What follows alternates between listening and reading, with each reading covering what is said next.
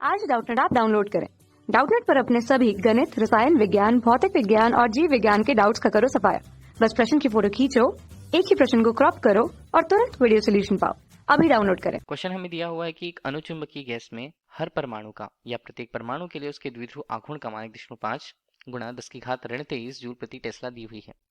Gas का ताप 27 degree Celsius है और इसके संख्या घनत्व प्रति यूनिट आयतन परमाणुओं की संख्या 2 गुणा 10⁻26 मीटर घन दी हुई है।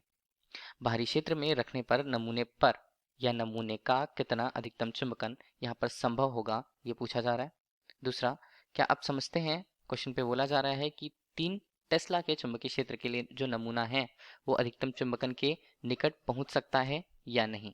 ठीक है, तो हमें क्या क्या दिया है, पहले हमें दिया है एक अनुचुंबकीय गैस है जिसमें प्रत्येक परमाणु के द्विध्रुव आघूर्ण का मान दिया, तो हमने उसे लिख। कोई अनुचुंबकीय गैस है जिसमें प्रत्येक परमाणु के लिए द्विध्रुव आघूर्ण का मान, तो अगर हम इसे स्मॉल m के रूप में प्रदर्शित कर दें, मान हमारे पास है 1.5 गुना हम करें 10 घात पर, यहाँ पर बनता है ऋण 23 और ये बनता है जूल प्रति टेस्ला पर।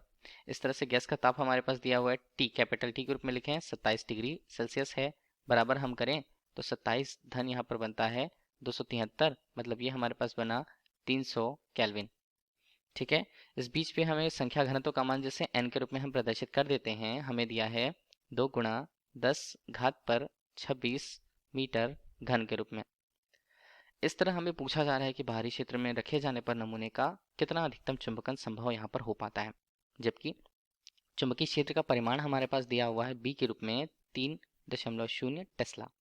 ठीक, अब उसके लिए अधिकतम चुंबकन के निकट का मान भी हमें यहाँ पर ज्ञात करना होगा। चलिए हम थोड़ा समझ लेते हैं कि कोई भी पदार्थ होता है जहाँ हम किसी पदार्थ को किसी एक छोटे से नमूने के रूप में ले रहे हैं, तो उस पदार्थ में जितने द्विध्रुव आघूर्ण बनते हैं, ठीक है, जितने द्विध्रुव वहां पर बनेंगे उनके परमाणुओं को ही हमने ले रखा। ठीक है, जो डोमेन की तरह व्यवहार करते हैं, तो एक तरह से हम उन्हें बोलते हैं परमाणविक चुंबक। छोटे छोटे परमाणविक चुंबक से मिलकर कोई भी पदार्थ यहाँ पर बना होता है।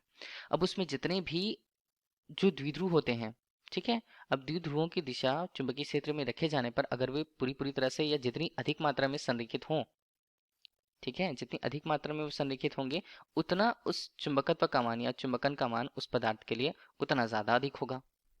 मतलब है कि वो ज्यादा से ज्यादा चुंबकीय क्षेत्र की दिशा में, चुंबकीय क्षेत्र की दिशा में जाएं, चुंबकीय क्षेत्र की दिशा में ज्यादा से ज्यादा जाएं, ठीक, या संरेखित हों, तो यहाँ पर चुंबकत्व का मान उतना ज्यादा या चुंबकन का अधिकतम उतना ही संभव होगा। अगर हमें अधिकतम चुंबकन अधिकतम चुंबकन का मान हमारे पास m, कैपिटल M सदिश के रूप में व्यक्त होता है। n यहाँ पर हमें जो बताया गया था कि प्रति यूनिट आयतन में परमाणुओं की संख्या का मान, और हम प्रत्येक के लिए चुंबकीय आघूर्ण के मान को गुणा करें तो हमें मान मिल जाएगा। तो हमारे पास है कितना, संख्या हमारे पास है 2 गुणा 10 की घात यहाँ पर कितना 26 मीटर प्रति मीटर घन पर मान, और इस तरह से m का मान हमारे पास है 1.5 गुणा 10 की घात। हल करने के बाद हमारे पास इसका मान आता है 3 गुणा 10 घात पर 3 यहाँ पर बनेगा, और ये बनेगा एम्पियर प्रति मीटर पर। तो हमें अधिकतम चुंबकन का मान m के सदिश या m सदिश के रूप में उस पूरे पदार्थ या नमूने के लिए मिल गया। इतना मान तो होना चाहिए अधिकतम चुंबकन के लिए।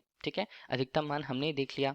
अब अगर वास्तविकता में हम बात करते हैं कि कोई भी पदार्थ अगर हमारे पास किसी चुंबकीय क्षेत्र में रखा हुआ होता है, तो ये जरूरी नहीं होता कि उसके सारे द्विध्रुव, देखिए अगर हम उसे द्विध्रुव की बात करें हैं प्रत्येक परमाणु के लिए, तो उसके सारे द्विध्रुव यहाँ पर संरेखित हों, द्विध्रुव संरेखित हों, ये संभव नहीं होता है, मतलब ये संभव नहीं है। ठीक, हम बोल सकते हैं कि चुंबकन का जो मान है यहाँ पर, ठीक है, अधिकतम मान जो है वास्तविक मान इस अधिकतम मान से कम ही होगा। ठीक, में हमें पूछा जा रहा है कि क्या आप समझते हैं कि 3 टेस्ला के चुंबकीय क्षेत्र के लिए नमूना जो है अधिकतम चुंबकन के निकट पहुंच सकता है या नहीं। तो इसके लिए हम देखते हैं ऊर्जा विभाजन या ऊर्जा समविभाजन नियम से कि एक परमाणु के पास जो ऊष्मीय ऊर्जा का परिमाण होगा वो कितना होगा। ऊर्जा का जो मान है उसे अगर हम ई के रूप में प्रस्तुत करें, उसका मान यहाँ पर बनेगा 3/2 kB/T के रूप में। उनके बॉन्डिंग या बंधन के लिए उसकी गतिज ऊर्जा को प्रदर्शित कर रही है। ठीक है, ये तो हुआ ऊर्जा के समविभाजन नियम से प्रत्येक परमाणु में ऊष्मीय ऊर्जा। और ऊष्मीय ऊर्जा का कार्य क्या होता है, प्रत्येक द्विध्रुव को जो चुंबकीय क्षेत्र है उससे संरेखित होने से रोकना। देखिए ऊष्मीय ऊर्जा उनमें वाइब्रेशन या कंपन पैदा करती है, इसलिए जो द्विध्रुव प्रत्येक परमाणु में जो उसके द्विध्रुव होते हैं अच्छी तरीके से या संपूर्ण रूप से संरेखित नहीं हो पाते हैं। इसके अलावा अगर हम चुंबकीय क्षेत्र में प्रत्येक परमाणु के लिए, देखिए चुंबकीय क्षेत्र B है और अगर हम इस पे प्रत्येक परमाणु के लिए, प्रत्येक परमाणु उनकी स्थितिज ऊर्जा का सूत्र देखें। स्थितिज ऊर्जा क्यों? देखिए अगर वो स्थितिज ऊर्जा का मान जितना ज़्यादा रहेगा तो द्विध्रुवों में उनके संरेखन की स्थिति यहाँ पर नियत होगी, ठीक है, और ये ज़्यादा से ज़्यादा मात्रा में संरेखित होंगे। तो इस बीच पे इसका जो मान होता है वो उसे ई डैश के रूप में हम प्रस्तुत कर देते हैं, जिसका मान होता है स्मॉल m b के रूप में। ये दो ऊर्जा जो हमने दोनों ऊर्जा निकाल रखी है, इन दोनों की तुलना करेंगे कि किनका मान ज़्यादा है, जिससे हम पता लगा सकें कि अधिकतम चुंबकन की स्थिति यहाँ पर हो पाएगी क्या नहीं, ठीक है। ई बटे यहाँ पर हम ले लेते हैं ई डैश के रूप में मान, अनुपात ही हम इनका देख रहे हैं, 3/2 यहाँ पर होता है कि B है और गुणा यहाँ पर T आता है। T हमें तापमान को प्रदर्शित करेगा। इसके अलावा यहाँ पर नीचे बनता है स्मॉल m कैपिटल B। अब इनके मान हम लिख लेते हैं तो हमारे पास बनता है 3:2 पहले से है। KB का मान हम देखें तो वो वोल्ट्स में नियतांक के मान को प्रदर्शित करेगा, जिसका मान 1.38 गुणा 10⁻23 होता है।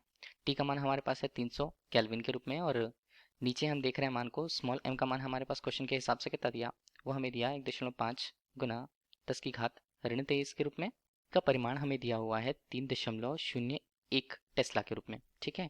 तो हम इसके मान को अगर हल करें, मतलब E और E डैश के मान को हल करें, तो इनका जो अनुपात मिलता है वो आता है 138। इसका मतलब है कि देखिए E हमें क्या बता रहा है, ऊष्मीय ऊर्जा को मान को बता रहा है, और ऊष्मीय ऊर्जा का कार्य क्या होता है, परमाणुओं को द्विध्रुव जो या परमाणु जो होते हैं उन्हें चुंबकीय क्षेत्र के अनुदिश या संरेखित नहीं होने देना है। इसके अलावा अगर हम नीचे बात कर रहे हैं तो वो हमें ये बता रहा है कि स्थितिज ऊर्जा के मान को द्विध्रुवों के लिए जो उन्हें संरेखित रखने का प्रयास करता है, तो इस बीच पे हम देख रहे हैं कि दोनों का अनुपात 138 गुना आया है। इसका मतलब ये है कि देखिए ज़्यादा से ज़्यादा, बहुत ज़्यादा मात्रा किसकी है, यहाँ पर स्थितिज ऊर्जा की मात्रा बहुत कम है तुलनात्मक रूप से परमाणुओं में कुल ऊष्मीय ऊर्जा के। तो ऊष्मीय ऊर्जा का मान बहुत ज़्यादा होगा, जिससे चुंबकन की जो यहाँ पर संभावना है वो काफ़ी ज़्यादा कम हो जाएगी। अगर हम देख पा रहे हैं कि जो पदार्थ या नमूना हमने ले रखा है किसके लिए, चुंबकन के लिए, उसका मान जो अधिकतम चुंबकन के मान से काफ़ी कम होता है, और हम ये कह सकते हैं इसके आधार पर ये जो हमें 138 गुना दिया हुआ है, तो सारे के सारे द्विध्रुव या सारे के सारे परमाणु चुंबकीय क्षेत्र के साथ समानांतर या संरेखित नहीं होंगे, ठीक है। Thank you. कक्षा 6वीं से 12वीं से लेकर नीट, IIT, JEE वो एडवांस के लेवल तक 1 करोड़ से ज्यादा छात्रों का भरोसा। आज ही डाउनलोड करें डाउटनेट ऐप या व्हाट्सएप करें अपने सारे डाउट्स 8400 400 400 पर।